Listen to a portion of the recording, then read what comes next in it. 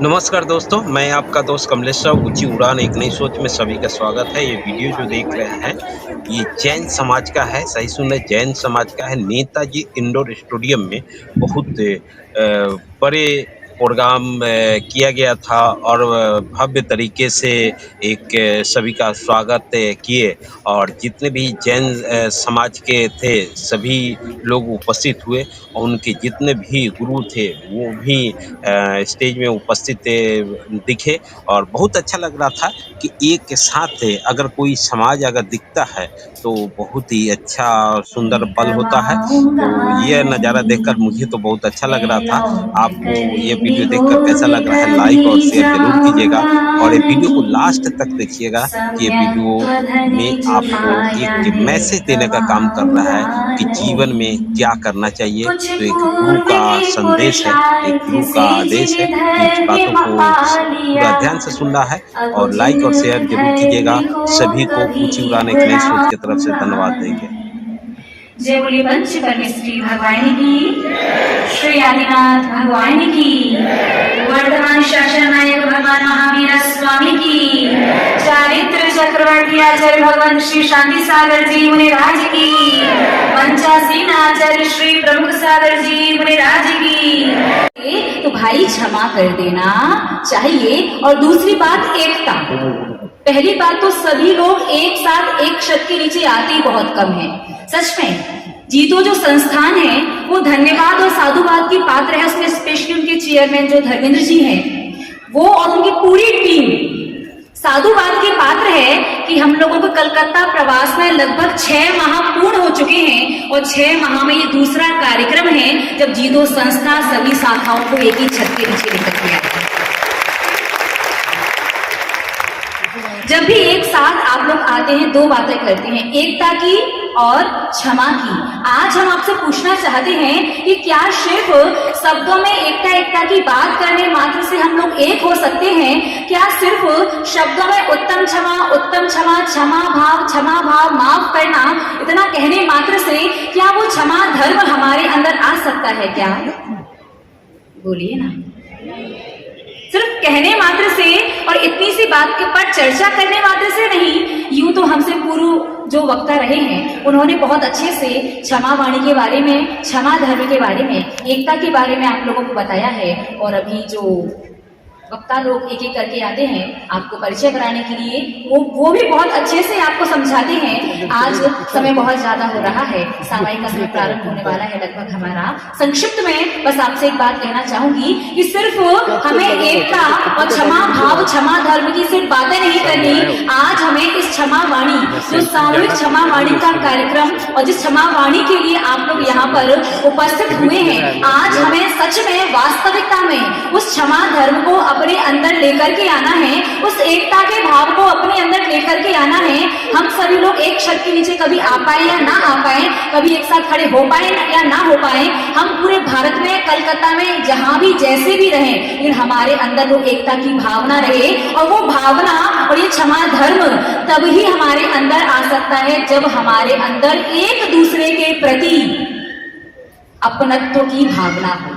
कौन सी भावना? अपनत्व की भावना, अपनेपन की भावना हो कि ये हमारा ही है। भले किसी भी शाखा में, किसी भी संप्रदाय में, किसी भी पद विशेष में हो, जब तक हमारे मन में, हमारे अंतरंग में एक दूसरे के प्रति अपनत्व की, अपने की भावना नहीं आएगी, तब तक एकता और क्षमा भाव हमारे अंदर नहीं आ सकता। महानुभाव, आपसे बस एक ही बात कहना चाहते हैं, क्षमा भी कितने कमाल की चीज है, कितनी गजब चीज है क्षमा। हमारे जीवन की सबसे बड़ी, सबसे विशेष औषधि।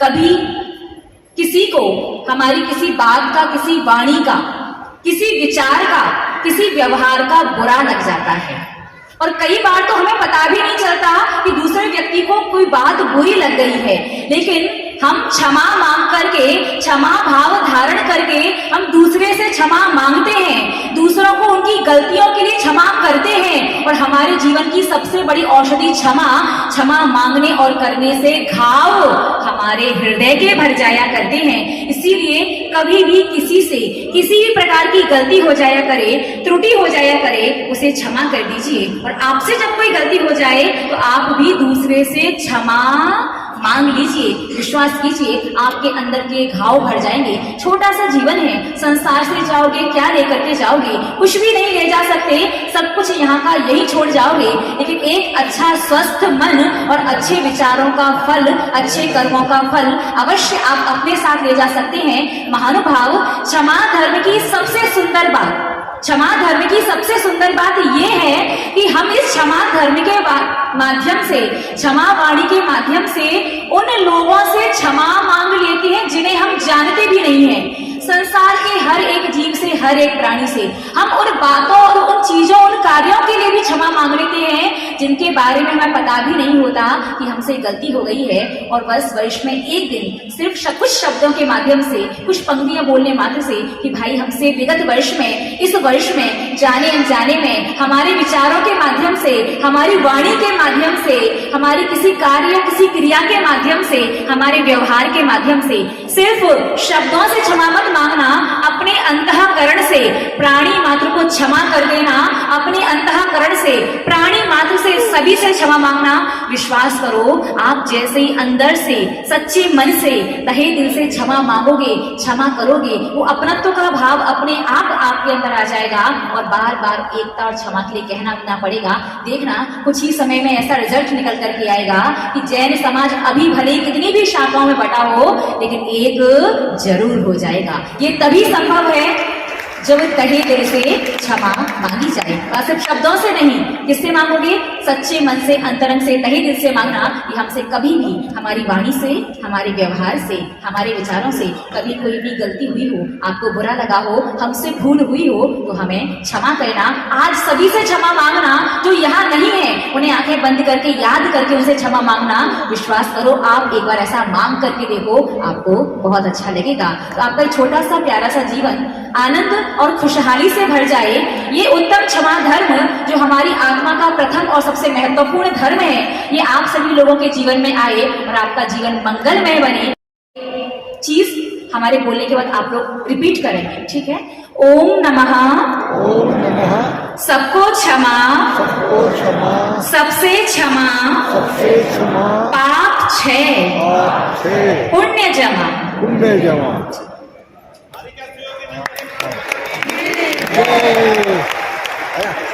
भाई करना चाहूंगी दर्शिल पर जाकर। हमारे साथी कितना जा रहे तुमको तो समाज का समझ, अगर कुछ जरूरी काम है तो जाके वापस आए, और वो भी अभी आएंगी, समाज के बाद वापस आएंगे। तो मंच की गरिमा है, हम सब साधु बैठे हैं और साधु भगवान अभी आज पहली बार तो मिलना हुआ है, पहली बार ही जाना।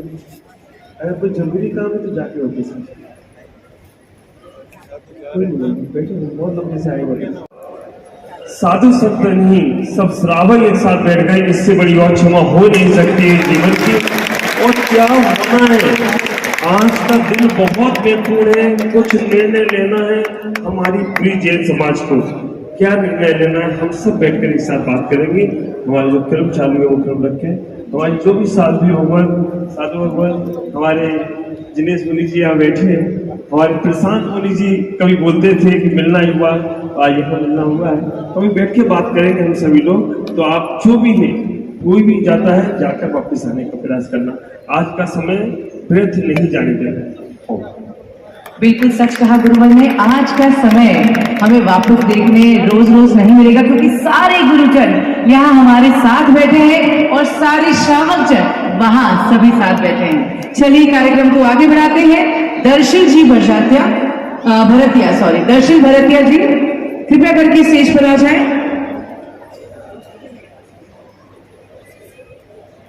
एक और छोटे से प्यारे से इंट्रोडक्शन के साथ। खामेनि सर्वे जीवा मैं सभी जीवित प्राणियों को क्षमा करता हूँ। सब में जीवा खमंतु में, सभी आत्माओं को उसे क्षमा करें। मिट्टी में सब भूयेषु, मैं सभी के साथ मैत्रीपूर्ण संबंध रखता हूँ। वेरम मचम न केणई, मेरी किसी भी आत्मा से कोई दुश्मनी नहीं। इस विशाल समोत्सव में पधारे सभी आत्मन को मेरा इच्छामि दुपट्टा। तीसरे के प्रति क्षमा के भाव लेकर उपस्थित हुए हैं श्रमण भगवान महावीर स्वामी। यही उपकार हम पर कीजिए, मांगते हैं क्षमा कर दीजिए। यही उपकार हम पर कीजिए। क्षमा केवल हाथ जोड़ने से नहीं होती, क्षमा केवल हाथ जोड़ने से नहीं होती, क्षमा हृदय जोड़ने पर क्षमा का जन्म होता है। एक माँ भी अपने बालक को काफी देर बाहर धूप में खेलने पर बालक को भीतर बुलाती है। माँ कहती है कि बेटा भीतर आ जाओ। बेटा कहता है, माँ, मम्मी, मैं अपने पसीने में भीगे हुए कपड़ों को धूप में सुखा रहा हूँ। क्या कहता है? मैं अपने कपड़ों को धूप में सुखा रहा हूँ। आप उस बालक को क्या कहोगे? कलकत्ता वालों, आप उस बालक को मूर्ख कहोगे कि क्या कभी धूप में कपड़े सूख सकते हैं? हाँ, कपड़े तो सूख सकते हैं, पर क्या पसीना धूप में सूख सकता है? नहीं ना। तो हम भी यही भूल कर रहे हैं इस मानव भाव में, अपने मानव जीवन में कषायों को इतना बढ़ा रहे हैं, हम हमारे जीवन में कर्मों को इतना बढ़ा रहे हैं और फिर क्षमा के साथ हम माफीनामा लेकर माफ कर रहे हैं। अपितु माफ करने का सिलसिला काश अगर हमने हृदय से निभाया, माफ करने का सिलसिला केवल होठों से नहीं, हमने हृदय से अगर निभाया, श्वासों से निभाया, तो माफ करने की प्रक्रिया भी क्या हो जाएगी? सच्चा क्षमापना का धर्म होगा। बोलो तो बोलो सदा मीठे वचन, ओ मानवीर। बोलो तो बोलो सदा मीठे वचन, ओ मानवीर। सारे धर्मों का यही है कथन, ओ मानवीर। बोलो तो बोलो सदा मीठे वचन, ओ मानवीर। वाणी ऐसी हो कि जिसमें से अमृत बरसे, फिर से सुनने को ये अंतर मन तरसे। जिसको सुनते ही मिटे मन की तपन, ओ मानवीर। बोलो तो बोलो सदा मीठे वचन, ओ मानवीर। पहले तो होगा नहीं कोई अपना दुश्मन, होगा भी तो वो झुकेगा चरणों में एक दिन। मधु से मीठी वाणी कराती मिलन, ओ मानवीर। बोलो तो बोलो सदा मीठे वचन, ओ मानवीर। बोलो तो बोलो। अगर ये क्षमापना मन, वचन, काया से मैंने भी किसी का दिल दुखाया हो, तो इस जीतों के मंच से, इस जैन धर्म के मंच से आप सभी को क्षमा मांगती हूँ। और जरा सामने आकर बैठ जाएं। पीछे मत जाइए, आगे आइए, आपके काम की बात है। और जो मोबाइल पर चैट कर रहे हैं, बात कर रहे हैं, वह कुछ देर शांत हो जाएं। आइए, सर्वप्रथम श्रवण भगवान महावीर स्वामी के चरणों में मेरा भाव भरा वंदन। मेरी अनंत अनंत आस्था की कैंट मातृ स्वरूपा तीर्थ स्वरूपा मेरी गुरु मां के चरणों में मेरा भाव भरा वंदन। प्रवर्तनी मेवाड़ गौरव डॉक्टर श्री चंदना जी महाराज साहब के चरणों में मेरा शत वंदन। व्यास पीठ पर विराजित आचार्य प्रवर श्री प्रमुख सागर जी महाराज, व्यास पीठ पर विराजित सौम्य वक्ता श्री आदर्श मुनि जी महाराज साहेब एवं समस्त साधु मंडल, सम्मान्य मंच, वंदन नमन। बड़ी लंबी देर से आप किसके बारे में सुन रहे हो? बोलो। हाँ, क्षमापना के बारे में। जीतों के जैसे भाई ललित जी आए थे, भाई धर्मेंद्र जी आए थे, उन्होंने किसके बारे में बताया? जीतों का कार्य क्या है, जीतों क्या करता है।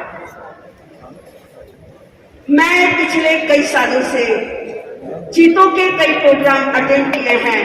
महावीर जयंती हो, क्षमापना हो, B2B हो, और जीतों के कई वरिष्ठ कार्यकर्ता काफी करीब के हैं।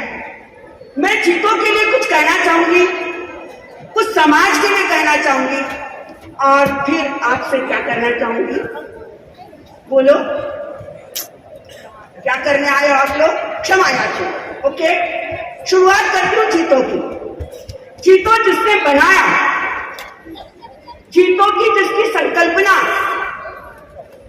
सच कहूं मैं उन्हें आचार्य न्याय पद्म सागर जी महाराज को इस मंच की ओर से बधाई देती हूँ, धन्यवाद देती हूँ, साधुवाद देती हूँ। और जीतों ने जो काम किया है पूरे देश भर के अंदर, मैं जीतों के चलिए इसी श्रृंखला में हम आगे बढ़ते हैं और मैं यहाँ इनवाइट करना चाहूंगी विनोद जी दुग्गल को, जो JATF के एडवाइजर भी है। Vinod ji Duggal, may I please request you to kindly join us here on the stage and say a few words. पूरी टीम को, कैलकाटा की लेडीज विंग, यूथ विंग की पूरी टीम को बहुत बहुत बधाई कि आपने इतने सुंदर कार्यक्रम को सफल रूप दिया।